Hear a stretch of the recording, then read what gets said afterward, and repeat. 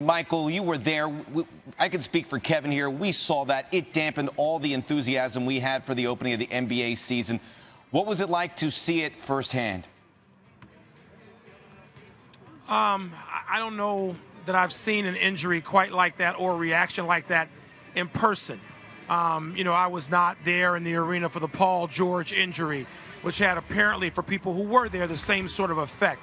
But immediately, you see, I looked at Dwayne Wade, who went to one knee and started to pray, just right out open on the court. And it was interesting that the Cavaliers players seemed to be as affected, if not more so, than the Celtics players. And I just happened to catch the eyes sitting at courtside. And I immediately got a text from Grant Hill.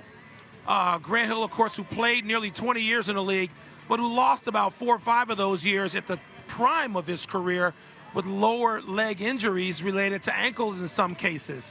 And so obviously Grant is uniquely qualified to both feel for, to empathize with what Gordon Hayward was going through, and also sort of be an expert on what was happening, what you have to do.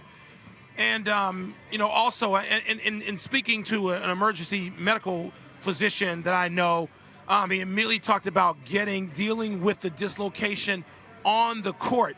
And by the way, because Gordon Hayward wound up leaving with the team tonight and is going to be able to have surgery tomorrow, I mean, if you can look at things that might be mitigating, those were seen as, relatively speaking, positive things regarding his injury. But at the time, you couldn't feel any of that. It was tough to get back into the game after watching that kind of injury, that kind of aftermath, and seeing the reaction of all the players on the court.